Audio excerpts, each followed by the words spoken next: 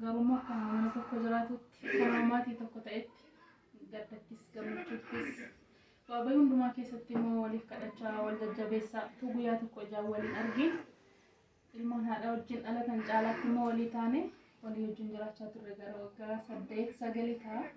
Kan hundumaa keessatti guyyaa tokko na dhibdee na gaddisiistee hin beektu gadda kootti na bira jirti gammachuutti na bira jirti. Akka nama ollaa jiru miti akka nama bira jirutti fiigee yeroon dubbisuu galoo itti gadda koo qixa koo naa gadditi qixa koos naa gammaddi. Waaqayyo guyyaa kana nuu kennadhee amaneera garuu immoo hin ulfaata dhugaa dubbachuuf kan hundumaa darbinee dhufnee wal arginadhee hiyyaan. Garuu waaqayyo akeeka qaba hundumaa keessatti har'a akkasitti yeroo wal arginu baay'een gammada. Hundumti keenya iyyuu karaa waaqayyo nuuf kenneen milkaa'uuf guddachuuf kallattii garaa garaarra kaana. Achirraan immoo qorumsa mataa keenya keessa darbinee immoo milkaa'umni hundi keenyaaf iyyuu garaa gara yoo ta'e isheenis jireenya ishee fooyyeffachuuf anis akkasuma biyyaa baanii immoo kan wal barree bilbilaanii garuu akka nama wajjin dhalatee wajjin guddatee qofa osoo hin taane akka ilmaan haadha tokkotti isheen akka hangafaatti naa yaaddee anis immoo akka hangafa kootti ishee kabajee guyyaa irraa kan ammoo as geenye irraa isheen moorii fudhuftee kanaaf gammachuu koo ibsachuuf jecha har'a wal argine isheen keekii ishee amurattu asumaan siin jaalladha waaqayyo jireenya kee wasiifaa qixxeessuu waaqayyo sin dhibin guyyaa tokko na dhibdeen beektu si waames dhabeen beeku dhaba keerraa naaf qabdaati dhina keerraa sanaaf godhu sin jaalladha barbaachuu jechuudha beekoo as baganaa jiraattee nan gammada jaadhuftee obboleessa kootis bagassi argadhee jaarsa kootti abbaa manaa koo taate keessummaan keenyas baga dhufte keekii keenya nu muraatii buna keenya dhugna waaqayyo sinaa eebbisu keekii keenya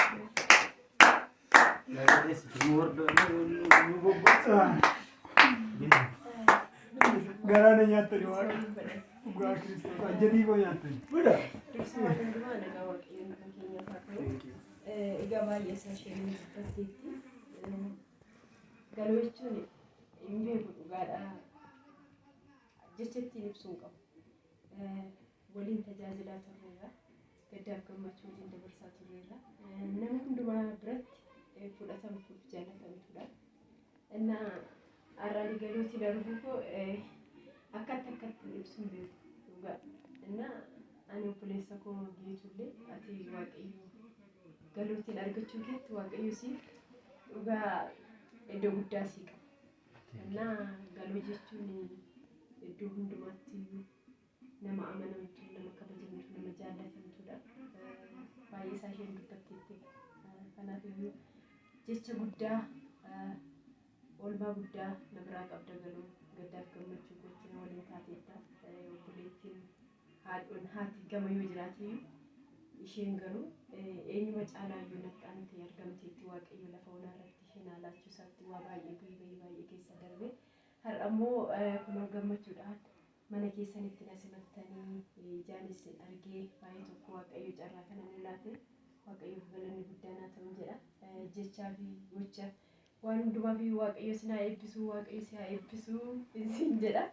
Kanan jedha dubbachuu hin danda'u baay'ee sanii baay'ee si jaalladha baay'ee si kabaja soddaa akkasii argachuu kun akkasuma obboloota afur akkasii argachuu kun baay'ee gammachuu guddaan natti dhaga'ama. Eebbifamaan isiniin jedha baay'ee.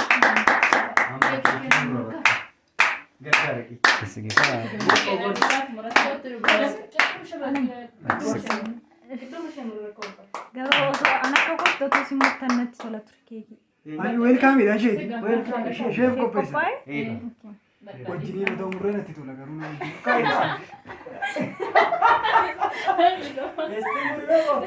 maal beektamu? Indoo t-shirtii maal beektamu? Maal t-shirtii? Maachi?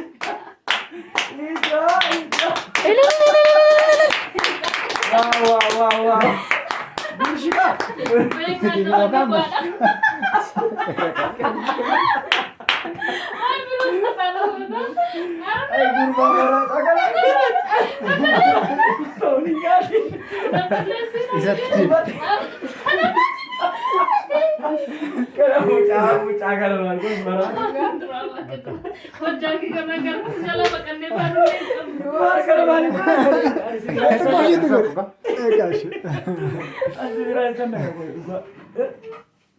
Nan duula moo maaliin godhan? Hiixattee maal dhugaa gooftaan babal'eessitaa? Galatoomi dhugaa du'a isteeriin da'u. Bilisummaan fataadhaan.